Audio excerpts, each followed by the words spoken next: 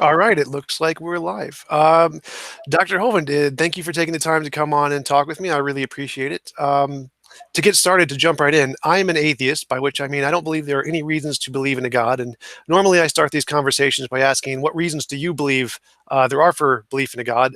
But I'd actually like to start with asking about your position on evolution, because you have quite a prolific history about talking about evolution. So you believe that the diversity of species is indicative of a designer and not evolution. Is that correct? Well, before you get into a discussion on evolution, you have to define what you're talking about. What exactly does that word mean?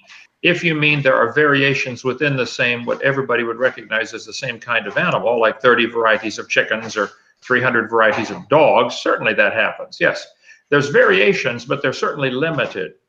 So if you're talking about microevolution, which I think is a lousy term and we should not use, but they do, then yes, microevolution happens. Variations happen within the same kind of animal, but they're limited to the same kind in every single instance.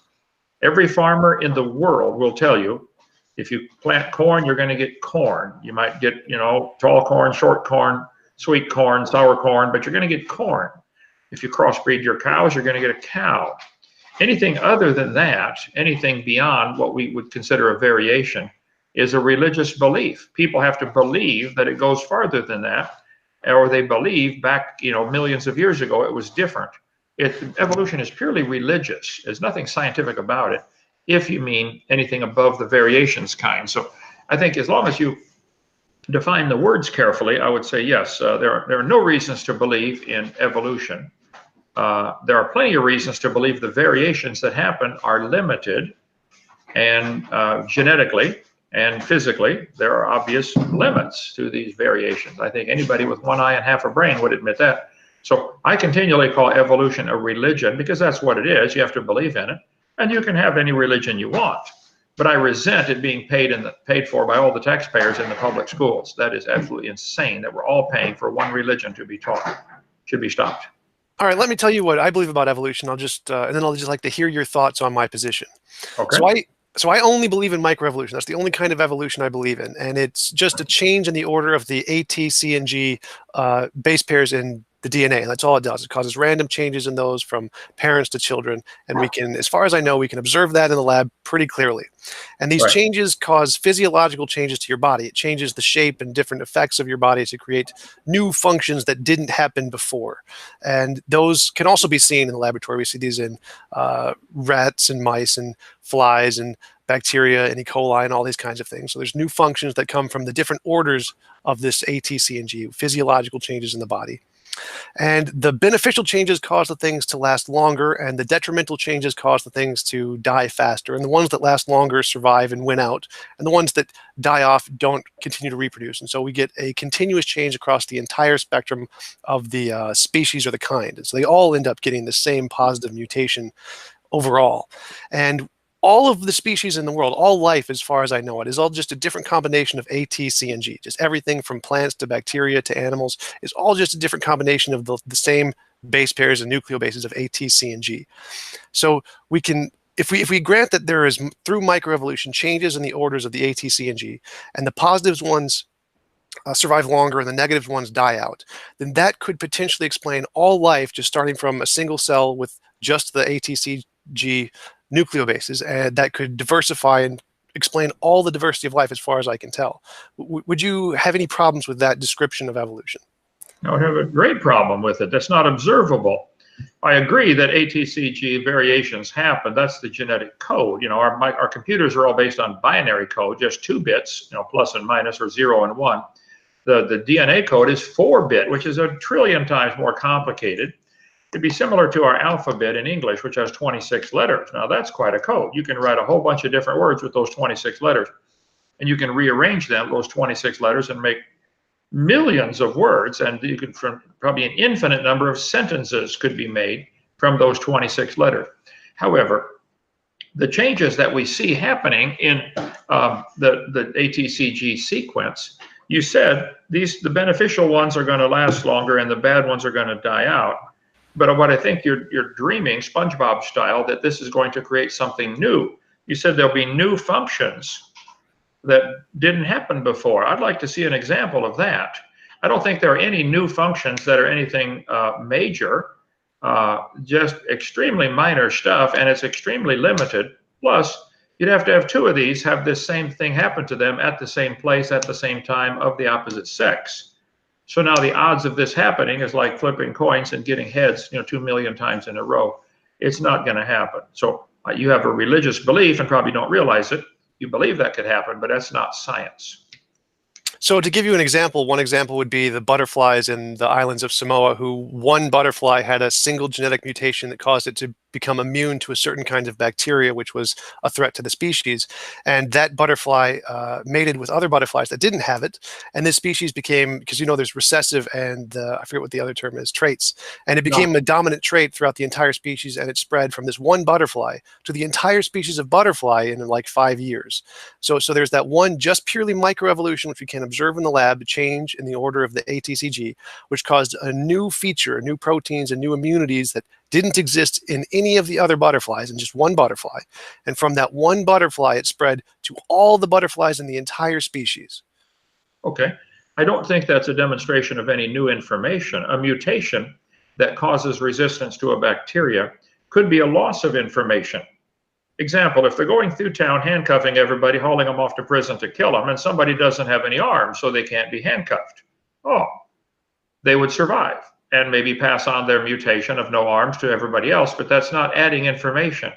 I don't know the specifics of this butterfly in wherever it was you said, but we could probably, I think if we studied it, we'd find out it lost information that maybe happened to be handy because of the bacteria going around, but that's not evidence of it gaining any new information.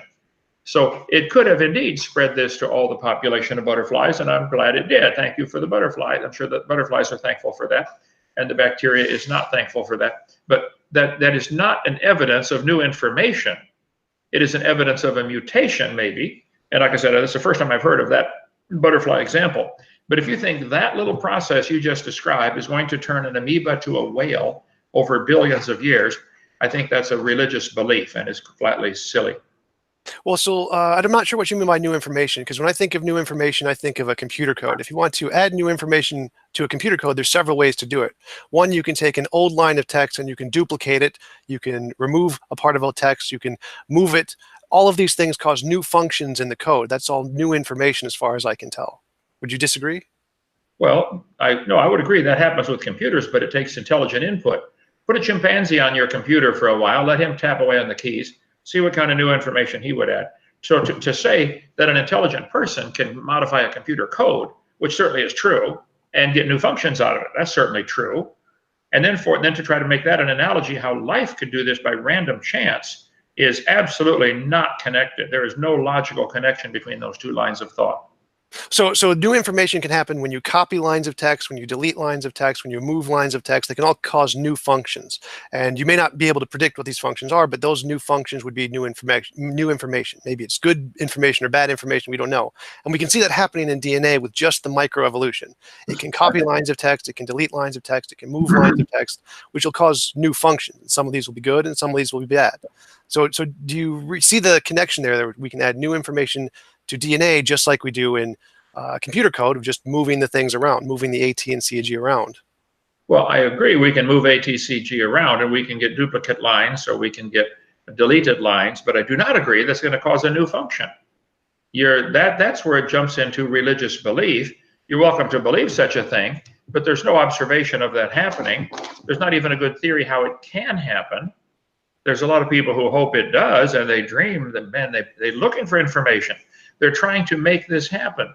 But duplicating lines of code, I mean, I've got Microsoft PowerPoint on my laptop. Well, if I had if I downloaded Microsoft PowerPoint 40 times, it's not going to help anything. I just need it once. And it's not going to add any new information. It's a duplicate of the same information, like hexadecimalism, where a child is born with 6 fingers or 6 toes. That's not getting a feather or a wing or a beak. It's getting an extra toe, which it already had toes. So the duplicate information is not a new function.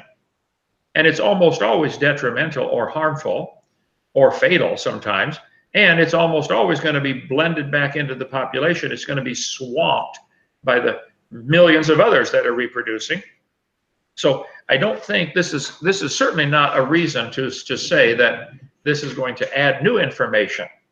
It's adding duplicate information or deleting information, and it may be scrambling up an already existing code, which of course does not answer the question, where did that code come from to begin with? If we could get a scrambled version of Microsoft PowerPoint, something goes wrong. It no longer will do spell check, let's say. Okay, something is wrong in the code. Okay, that's true, but it doesn't tell you how Microsoft PowerPoint came to be in the first place. There are tens of thousands, if not millions of lines of code in Microsoft PowerPoint, and there are way more lines of code than that in any life form. I mean, the simplest life form you can think of, an amoeba, a bacteria, whatever you want to choose, has way more genetic information than Microsoft PowerPoint, which would be primitive by comparison to the gene code of a bacteria. So no, I do not think adding information ever happens. I think duplicating existing code happens, deleting lines of code happen, mutations certainly happen. There are millions of examples of those, but I don't think you can point to a beneficial one that has been passed on into the genetic code of anything else that is actually added information.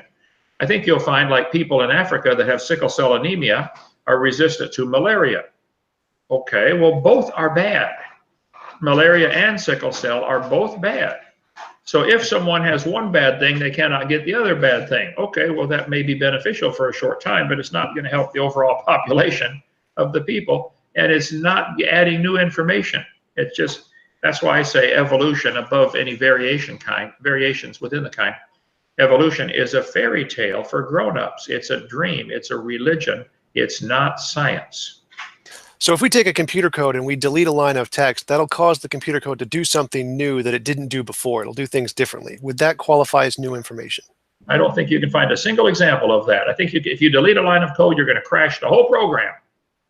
You can't, it doesn't happen. This is dream world. This is SpongeBob stuff. But no, if you delete a line of computer code, sometimes you delete one character. You can have one character wrong. Ask any programmer how careful they have to be. How easy is it to stop a computer program from running? Any one of millions of things can go wrong. But to say that changing it randomly is going to add new information, that's exactly where you are wrong. That's dreaming. So I'm still on that one question. If we remove a line of computer code, because we do this all the time in programming, where we add stuff that we don't need and we don't realize it, and we go back and like, oh, this is extra, I don't need this, I can remove this, or this is causing problems, so I remove this, and it causes the program that didn't work. So it has a problem, you remove the problem, and it didn't work. So you have a program that doesn't work, you remove something, then it gains new information because it can now do this function and work. Does that count as new information? It is not gaining new information. If I accidentally leave the parking brake on my car and it won't roll very fast, I can take the parking brake off. That's a kind of an example of what you're saying here. So yes, we're not adding any new information. We are taking the parking brake off. It already had a parking brake. It already had an engine, already had a drivetrain, already had wheels, already had lots of things. So to delete a line of code in a computer certainly can happen. To have it happen randomly or accidentally certainly can happen. Probably does all the time. But to say that's new information, that's exactly where you're dreaming. Not true. Okay, well then I would say that all life has all the same information because it's all just ATCG and moved around. It's just all moved from one place, added, multiplication, subtraction. So they all have the exact same information, just like the computer code. They can all just do different things with the same information. Well, the computer code is all binary, zeros and ones. I mean, like bunches of them. But to say that therefore it's simple is ridiculous. Microsoft PowerPoint and Microsoft Word have a lot of similarities because they're both built by the same company, and they probably reuse millions of lines of code. Like the spell check from Word and PowerPoint are probably the identical same spell check. I don't know. I would guess that it is. But that's not evidence that it happened by chance with nobody doing it. People deleting lines of code, duplicating lines of code is going to cause problems. It's never going to give a new function. You've said that several times, and it's just simply not true.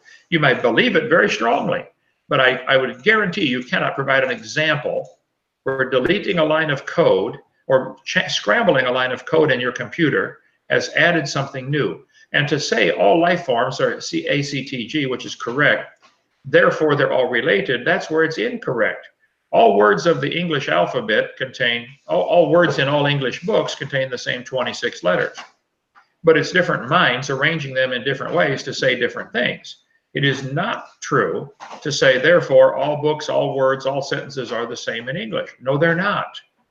They're not the same. They all have the same 26 letters because that's the code you write English with, but it is totally incorrect to say that, therefore, nobody's writing these books.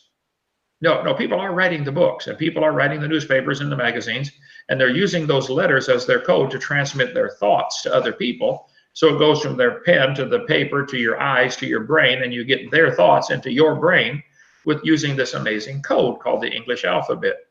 But to say that, which I think your analogy would be, that because these letters can be scrambled, C-A-T-G, therefore nobody wrote the code. And that's where it goes into ridiculous.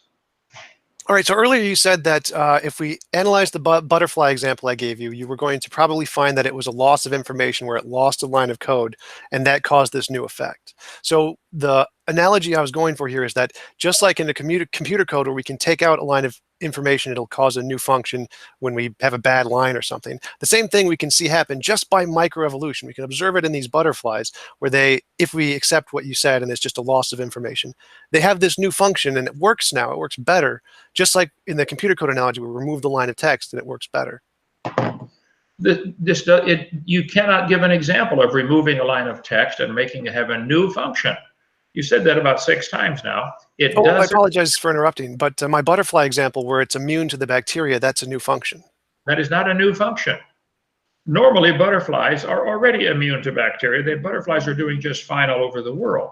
So if a particular bacteria comes into an area, starts wiping out butterflies of a particular population, and one of them has a mutation, something goes wrong in its code that makes it resistant to that bacteria, you're assuming that that's new information, and it is not new information. We don't know. There are no examples, and again, you have to have 2 of the opposite sex in the same place at the same time. You can believe this very strongly, and I suspect that you do, and I suspect I know the reason why you want to believe that very strongly.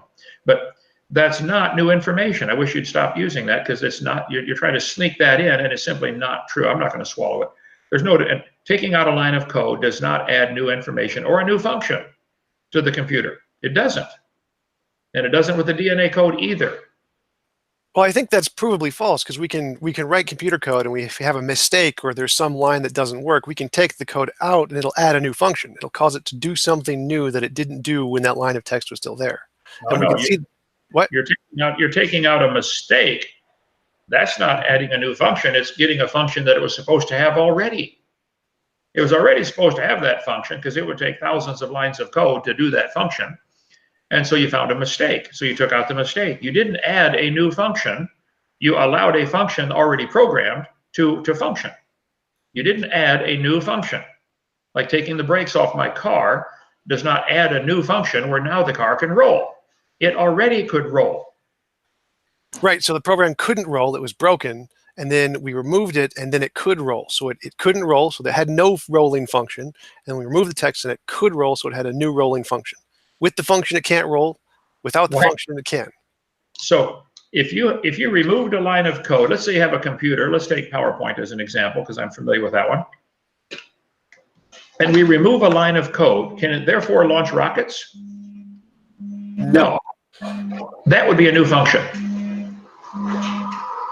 You're not giving any examples of a new function. Taking the parking brake off of my car does not give it the new function of being able to roll. It already was designed to roll. And the parking brake was preventing it from rolling, and we removed it. You may have a line of code that's scrambled in your computer that's preventing an already existing pre-programmed function from happening. And you find the mistake, you take it out. You did not create a new function.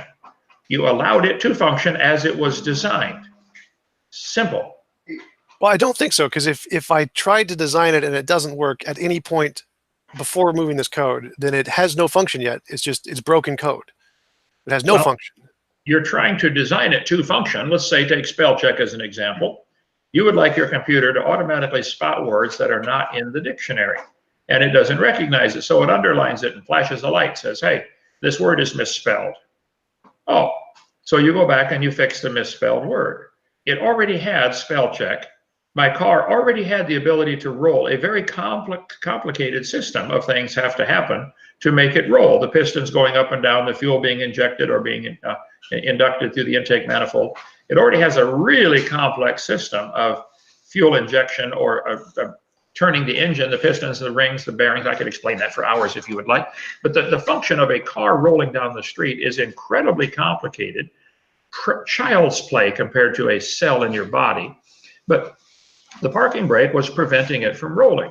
So I took it off. I removed the parking brake function, took a line of code out. I didn't create anything new. I don't see how you can't see it, Tom. I don't think I can help you on this one.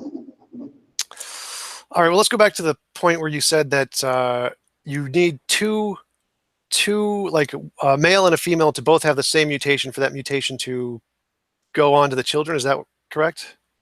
Well, that would depend on which mutation. Of course, a lot of things can happen. Some in the gene code of male and female with humans, for instance, there are some things carried in the male gene code, the Y chromosome, that the females don't even have. So, but if you're talking about a new function, which you keep mentioning, and you cannot see that this is not true, you can allow a function to function, but you're not creating a new function. So, yes, if you want something brand new, let's suppose you get frogs, a frog that grows wings and can fly. Well, that's a new function that frogs don't have. Now it has to find another female frog that also has this function, or else it's going to get weeded out of the population by mutation or atrophy. There's nobody to mate with. So that would be an example. A frog growing wings and being able to fly would be a new function. And there are no examples of that. I'm making it up to show how silly it is. It doesn't happen. So then, yes, you would need two of the opposite sex, and they'd have to be in the same place. If you had a male frog in Indonesia and a female frog in China or in South America, they're not going to find each other. It's not going to work. So I define a new function as just it does anything differently. If it does anything differently, that's a new function for me. So that's your problem. The definition of your word is your problem. A new function would have to have new information. A frog that can hop, if it suddenly learned how to walk, okay, it already has incredible muscular structure and skeletal structure and nervous system that allows it to hop, and it probably could get a new function of deciding, oh, I want to walk instead. Okay, that's primitive compared to, if you're going to use that as information, that type of example to say, therefore, bacteria and whales didn't, had a common ancestor, which is what evolution teaches. Bacteria and whales have a common ancestor, and pine trees and whales are related to each other. I think that's dumb. Now, people are welcome to believe that kind of stuff. I don't care what people believe, but I do resent paying for that to be taught in the school system to all the children as if it is science when it's purely religious, and it should not be in our public schools. All right, so my position is that all life has the exact same information. There's no new information between anything of life. All life has the same ATCG. It's all the same. I completely disagree. They have the same code. That is not the same as saying they have information. All computers are based on the binary code, zeros and ones. Does that mean all computers have the same information? No, they have the same code. Get it right. So the ATCG isn't the binary, the 1 and 0. The ATCG is the lines of code. Those are what tell the proteins what they're going to do. So it's like, it's not the 1s and 0s. Those are the lines of code. That is not correct. ATCG is not the line of code. It is the programming language, like zeros and ones. ATCG is the alphabet. The lines of code contain all those ACTG in a correct order. So the order of those CATG, ATC, however you want to say it, has to be in the correct order to make any sense. Just like arranging letters of the English alphabet doesn't always make sense. There are millions of ways to put a random series of letters together that makes no sense whatsoever. I could simply start typing on the keyboard blindly and produce whole paragraphs of nonsense, meaningless. In order for the code, the CATG, to do any good, it has to be in a particular sequence. It has to be readable by the RNA. So you're dreaming to say that the CATG is the code. No, it is not the code. All this long string of these together, thousands of them together, that's the code that causes the function, like developing an arm or an eye or growing a hair. Just the simple CATG is not simple. That's like saying, well, all the words are made of just letters of the alphabet, therefore fling them out there and that's how it works. No, it doesn't work. You have to arrange them with an intelligent mind to say, let's put these in order. Let's put C-A-T to spell cat. Right. So I see the ATCG are like the lines of code in Microsoft. It starts with the command line. It starts to this is. I'm pretty sure I'm right about this, but I just want to. I'm not right about that. They are not the lines of code any more than ABC is the lines of code in a computer or in English. ABCD is not the line of code. It is the language the code is written in, and there's your problem. CATG, ATCG is the alphabet for the life forms, but it's not the code for the life forms. Any more than zeros and ones are not the lines of code. That's the language the code is written in, but you got to get them in the right order or it doesn't make any sense. All the lines of code are a bunch of zeros and ones if you look at them, but that's not, the 0 and the 1 is not the line of code. It is the alphabet for the line of code. So we have this ATCG. We have a whole big list of ATCG, and we have microevolution, which causes changes to the orders in this ATCG. And if there are any bad changes, they die off. And if there are only good changes, they survive. So we have to have the good changes to cause the positive evolution. We see this in the lab. We can see it in butterflies. We can see it in E. coli. We can see it in mice. We can see it in flies. We observe that they have positive changes that make them better. And that's so we got that. We got all of that. We can observe it in the lab. Now that would be like saying +1. We can say +1. I can count like +1, 2, 3, 4, 5, 6, 7, 8, 9, 10. But I can't count to a trillion because to count to a trillion would take 32,000 years or something. But it's reasonable for me to think that if I keep adding 1 + 1 + 1, I would eventually get to a trillion, right? That's a reasonable belief, correct? That's correct. That's mathematics. If you keep adding 1, now is this an intelligent person doing this, or is this happening randomly by chance? You get monkeys typing on your keyboard, they're never going to develop a computer code to launch a missile. Never. Not going to happen. So you're wanting to make random changes, just things that just happen randomly. All of a sudden, start to make sense in a computer code, and it doesn't happen. I don't know who taught you it does, but it doesn't. That's not science. That's religion. You can believe that if you'd like, but that's not observable science. So we have one code which is let's assume that this starts at 0, and it causes changes. So it has a bad change, which is a -1. It has a positive change, which is a +1. The -1 and the 0 die, and the +1 survives. And the +1 has more children. It has a negative change and it has a positive change. And then the 0 and the 1 die, and we have the 2. And the 2 has a children. And it has a positive change and a negative change. And then the 1 and the 2 die, and we have a 3. So just with microevolution, we can get the +1, +1, +1, +1. All of the bad changes die off. Only the good changes survive. So we have the +1, +1. Isn't it reasonable to think that this can keep going on to get to like a trillion, even though we can't see it get to a trillion, just like the numbers example? It is totally unreasonable to think that would happen, because in order for this system to work, what you're dreaming of, you have to have a whole ecosystem around it to supply other things that there's interaction with millions of other kinds of animals. There's a network of life where we breathe in oxygen, give off CO2. The plants breathe in CO2, give off oxygen. Without one, the other dies. Without both, one of them, both die. So it is not reasonable to think, and you imagine like SpongeBob, that this can happen. This isn't observable. It isn't reasonable. I don't think it's a religious belief. And no, you're not ever going to get to a trillion. You're not ever going to get to 5. Because you said if they had children. Hold on, now that involves a whole bunch of really complex mechanisms just to have children. What are they going to eat? What are they going to breathe? What are they going to drink? Where are they going to live? How do you protect them from predators? No, that is totally unreasonable. But if you choose to believe that, that's your choice. Well, I'm talking about like the fruit fly examples where we do them in the lab. We can see the genetic changes where they add new functions, or if you don't want to call them new functions, they just do something differently or do something better. And the ones that do things better survive, and the ones that do things worse die. We can observe that in the lab. So there's microevolution of these fruit flies. The ones that survive better live longer. The ones that have negative changes die off. And we always get a +1, +1, +1 to get to like a +50 or a +500 or +5,000 in the case of like E. coli and other things. So we can observe all of that in the lab. Okay, that is totally incorrect. We do not observe fruit flies having any better or new functions. Go study what they've created. They've nuked the flies and microwaved them and x-rayed them and exposed them to toxins of all kinds. They have never developed a fly, any of the flies, of the thousands of mutations, none of the mutations are better off than the ordinary fly they started with. None of them have new functions. Some have no eyes. Some are blind. Some have 4 wings and they can't fly. Some have no wings. You cannot point to a single example in the fruit fly experiment, which is a classic one because they've gone through thousands of generations of fruit flies, which would be the equivalent of billions of years of human life or whale life or dinosaur life. None of the flies are better off than great-grandpa fly. None of them. So whoever taught you there's a better new information lied to you. Get your money back. Sure, there's a study right here done by Florida State University that shows exactly what I just said. Okay, what did they show exactly? Show me the beneficial fly that's better off than the ordinary fly they started with. Sure, I would be happy to. I can send it to you. I don't know if I can read the entire study right now.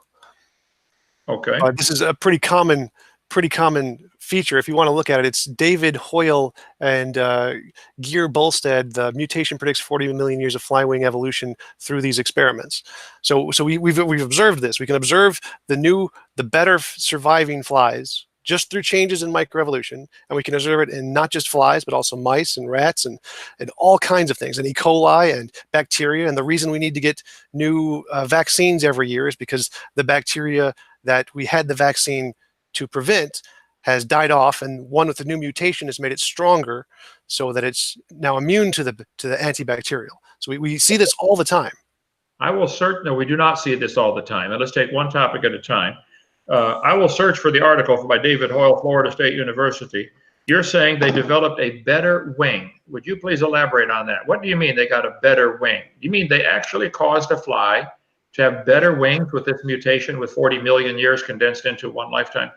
You'd have to read the study. I'm not an expert on it, but I'm pretty sure that would be. So, but just let's go with the easy one that we all know and love, is that we need new vaccines for every kind of new bacteria. We have an antibacterial. The antibacterial stops working because of microevolution that makes the bacterial stronger, so it's immune to the antibacterial. So we need to get a new one. Okay. I think you will find that in every case, something that is causing, let's take the bacterial infection, okay? And they develop something, an antibacterial, that will kill those bacteria. And then one of them all of a sudden is not killed by that antibiotic for whatever reason. It is always a loss of information. Go back to my analogy of they're coming through handcuffing everybody, hauling them off to kill them, and you don't have any arms, so they can't handcuff you. Oh, well, that's not beneficial. It's beneficial for the moment. You get to survive, and eventually the whole population may be armless. And now they can't handcuff them anymore. That would be an example. So now they need a new vaccine. Well, let's get leg cuffs, okay, instead. That's the type of thing you're doing here. You're seeing bacteria that somehow survived against an antibiotic because they had a loss of information. You did not demonstrate they had new information. You demonstrated they survived. That would be the same with armless people surviving in a society where they're handcuffing people. That's not new information, and it's not helpful. And if you put those bacteria that did survive out into the population of all the other bacteria, they wouldn't survive. They're just against that one particular threat, that one particular antibiotic. In the wild, this doesn't happen in nature. It is imagination SpongeBob stuff to think that it does. So, no, you have not given any examples. They have to develop new vaccines. I would be against the whole vaccine industry to begin with. I think the whole concept is wrong, but that's a different story. But if you're giving somebody a vaccination to prevent them from getting a particular disease, and all of a sudden the vaccine stops working and they get that disease anyway, that means that whatever the item was that is causing the disease, the bacteria, the parasite, whatever, may have developed a resistance to that antibiotic or that vaccine, but it didn't do so by getting new information. It lost its arms. It can't be handcuffed now. All the examples I'm aware of in this field, especially with vaccinations, et cetera, are examples of losing information, not gaining. And if you want to think that that is going to turn an amoeba to a whale over trillions or quadrillions of years, you can believe that if you want, but that's not science. It's not observable. It's a religious belief. And I admire your faith. I don't admire your science in that instance, but I admire your faith. So we can definitely see it's gaining. It's not losing information. It has a longer genetic code and new functions. We do not see it's gaining information. We don't see that. We see it as surviving. That doesn't mean it's gaining information. Why do you not see that? Right. So I just define new information as it can do something new that none of the other things could ever do before That's it. not information. That's like somebody with no arms can now survive when they're handcuffing people. That's not new information. That's a loss of information. The bacteria have a loss of information somewhere that now the antibiotic can't hook up to it, can't kill it, can't dehydrate it, or whatever, however it's killing it. You did not demonstrate that it's new information. It may be surviving now, the other ones wouldn't, but as I said, that's not new information, and it's not helpful to the bacteria. And in the general population, it would die off or be blended back. It wouldn't survive. There are no examples where this happens, where it survives and takes over the population. We don't know that that butterfly that took over the population, assume the story is true, the butterfly took over the population and now all of them are resistant to that bacteria. It is still a butterfly. It didn't gain any new functions. It's a butterfly. So if bacteria didn't take over the population, then why do we have to give the injections to everyone? It doesn't make any, it doesn't, I don't really follow your logic here, because it seems like the new bacteria does take over the population of pretty much everyone and affects everyone because it does take over the population. Well, it would take over the population with an inferior bacteria that can't be killed because something went wrong, something mutated in that bacteria. Now that antibiotic can't latch onto it to kill it. I think if you study this at the microscopic level, you'll see it lost information.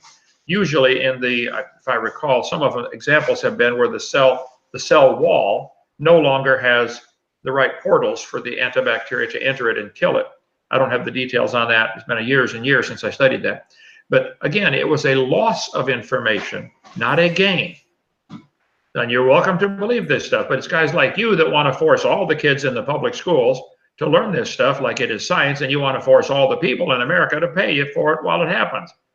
That's unconstitutional. That's not common sense. It's not even morally right.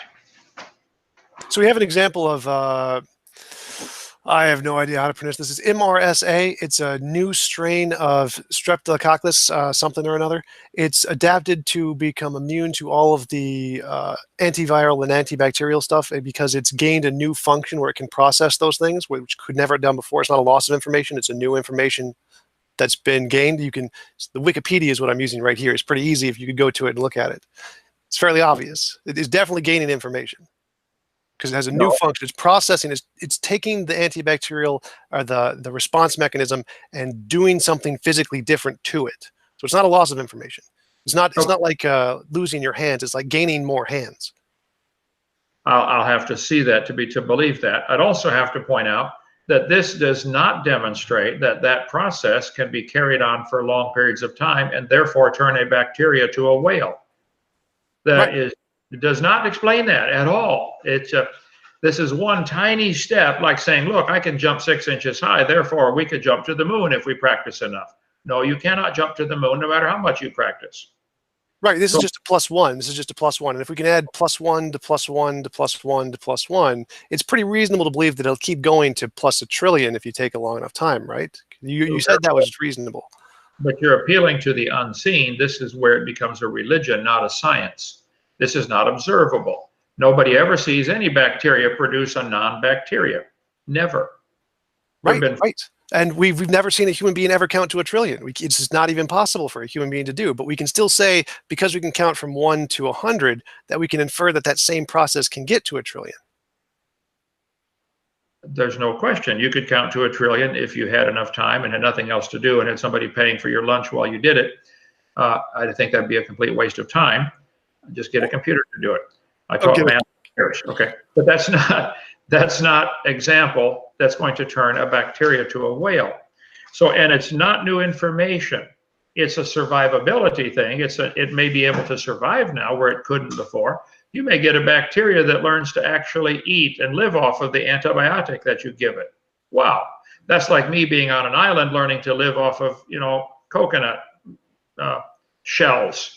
I suppose if you are starving, you could learn, ask people that have gone to concentration camps, have learned to live off some pretty unsavory things. Their body adapted to that.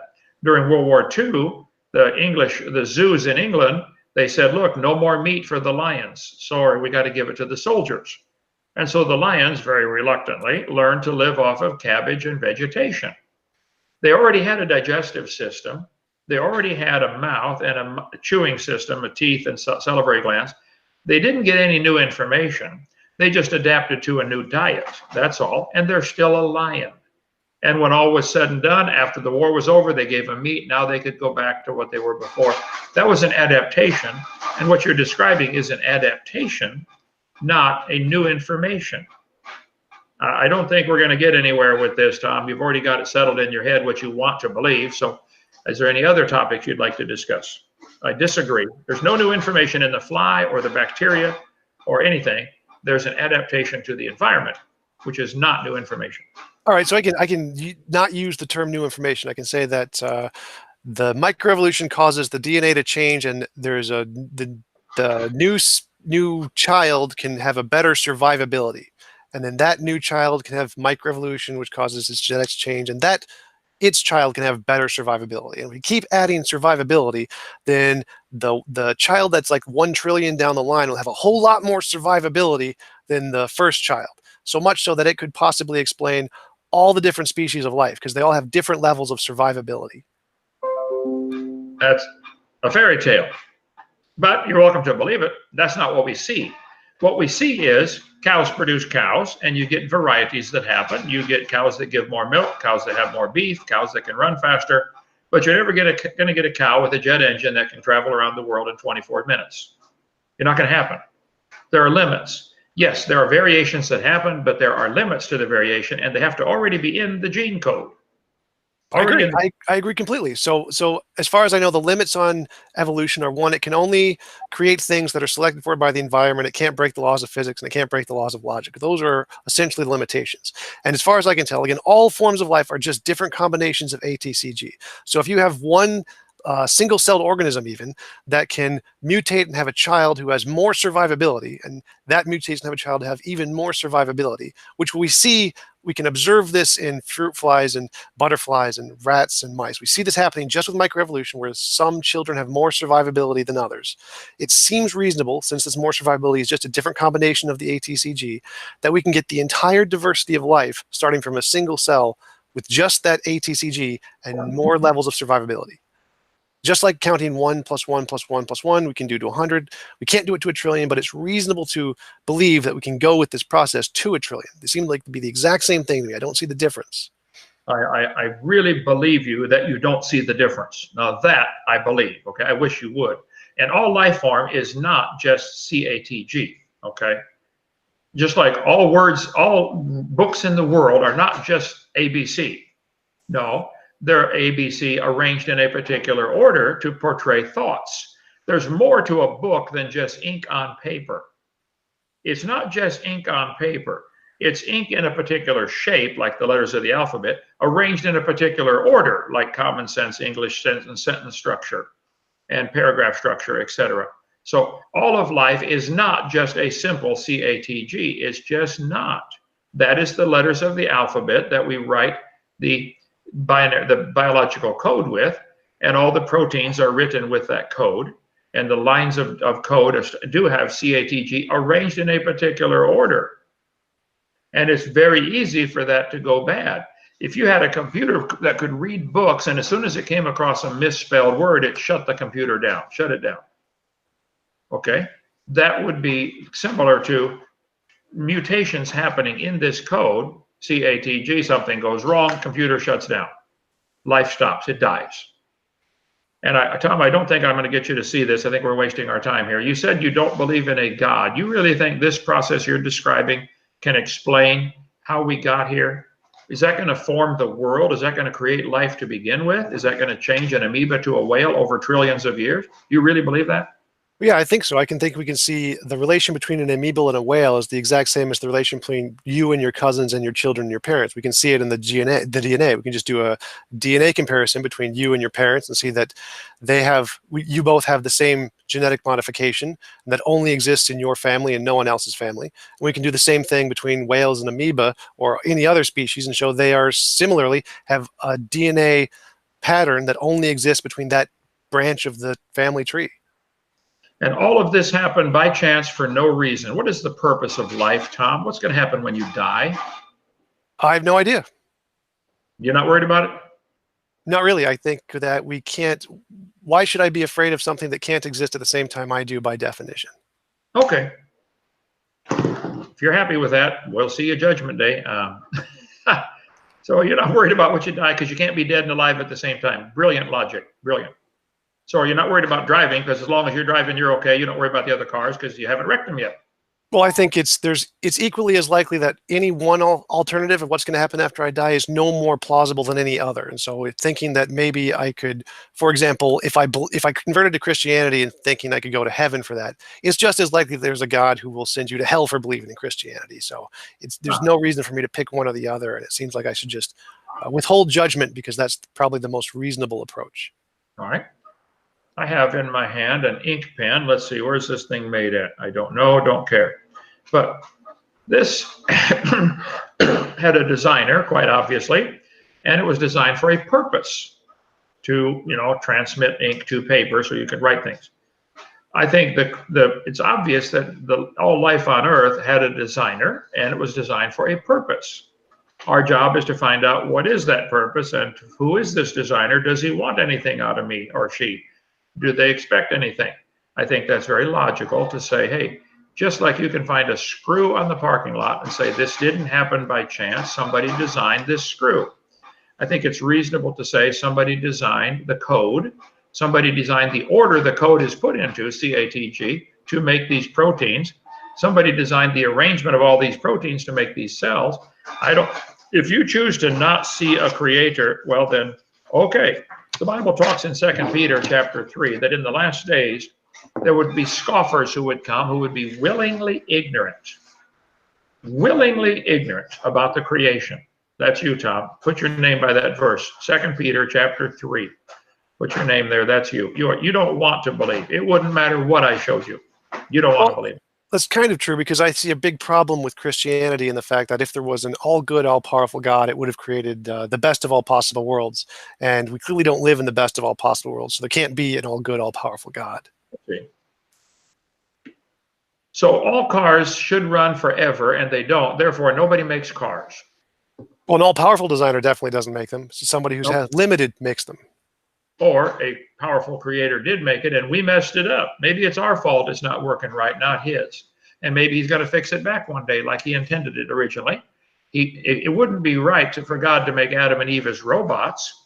He made Adam and Eve and gave them freedom of choice. Just like it's not right for you to grab your wife around the neck and say, tell me you love me or I'm going to smack you. Well, that's not right, okay? You want her to want to love you voluntarily. If she doesn't want to, okay. But you don't force that kind of thing. And God's not going to force you to serve him or love him or even believe in him. You can do whatever you want. I think he made it really obvious with everything in nature. You could look at an amoeba under the microscope and you'd have to say, wow, there's a designer. We take the tour of our property here at Dinosaur Adventureland in Lenox, Alabama. We show the people where there's whole rows of trees planted in nice, neat rows because it was a gravel pit for years. After they got done mining the gravel, they planted the trees and they put them in nice, neat rows. That doesn't happen naturally. I have no idea who planted the trees, but I know somebody planted them because they're in a row. That just speaks of design. When I look through a microscope or a telescope or just my eyeballs, I can see design everywhere I look. You don't want to see design because that would mean a designer and you're running from him for some reason. I don't know. We'll see you Judgment Day. But the Bible says God made man and he gave him freedom of choice. And some have chosen they don't want to believe in him. Okay. But I'm going to feel real foolish Judgment Day. Real foolish. So from my perspective, I think if there was an all-good, all-powerful God, it would have created a world where every single person essentially gets their own universe and they can do whatever they want with it. You can still have free will and suffering and evil. You just aren't forced involuntarily into any position that you don't voluntarily choose to be a part of. And that seems to me the only world that an all-good, all-powerful God could create. Anything else is just, by definition, slavery. So because we don't each have our own universe that we can choose to be a part of, and we're forced against our will to be a part of this world, it means that God must necessarily be immoral for putting us into this situation. So you want to create God in your image. I see. That's what the devil wanted to do in Isaiah 14 and Ezekiel 28. He wanted to become God. I think that's what you want, Tom. You want to be God. You want to create your own universe. Go ahead. Go make one. Well, I think that's if there was an all good God, he would have done this. I don't want to be God. I want every individual to have sovereignty over themselves. And so no individual should be able to force any other individual to do anything they don't consent to, including Okay, God. wait. Would that include forcing kids in public school to learn evolution even though they don't want to learn it? Do you think that should be forced on all the kids in the public school? They should all be made to learn this theory? Well, I think they should have their own universe and they can do whatever they want in it. Well, they don't. So meanwhile, in this universe, kids who believe in God go to public school and their textbooks say it all happened by chance. There is no God. The earth is billions of years old. And yet the kids who read their Bible say, no, the earth is about 6,000 years old. That's what this book teaches. And that's what I believe. Should we force all kids in the public schools to be taught the earth is billions of years old and dinosaurs died out millions of years ago? Should that be forced on all the kids? I think the schools should teach what is supported by the evidence. Whatever is supported by the most evidence is what should be taught in schools. So you're saying, yes, we should force them to believe that because you happen to think that is supported by the most evidence. What if I think the most evidence supports the fact that dinosaurs lived with man? They called them dragons. People killed them. They always lived with man. How about that's what the evidence really shows? I mean, why are there thousands of legends of dragons? There are also thousands of sightings in the last 100 years or so of that maybe some dinosaurs still alive, like Loch Ness Monster type stuff. I'll watch my video 3. I think the evidence clearly supports dinosaurs did not live millions of years ago. They've always lived with man, maybe under a different name, a dragon or something, and that they're part of normal creation. I think everybody should be forced to learn that. How's that go? If that was supported by the evidence, I would totally agree with you. But I don't see the difference. Like, how do you get to the Supported by the evidence, and so do the majority of Americans.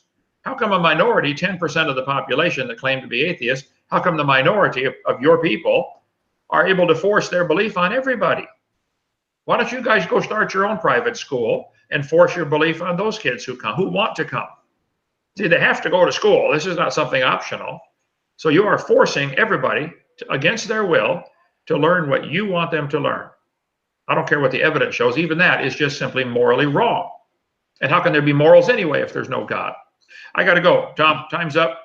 I got lots going on here. But thank you for having me on your program. And if anybody would like to do this again sometime, I'd be honored. But I don't think you made any headway at all in proving your point. Certainly not to me, you haven't. And if you want to believe this new information comes from rearranging, scrambling letters of the alphabet, enjoy yourself. But it's not science. Well, thanks for coming on. I appreciate you giving me your time, and I hope to talk with you again sometime. Sounds good. Thank you, sir. All right. Bye-bye. Bye-bye.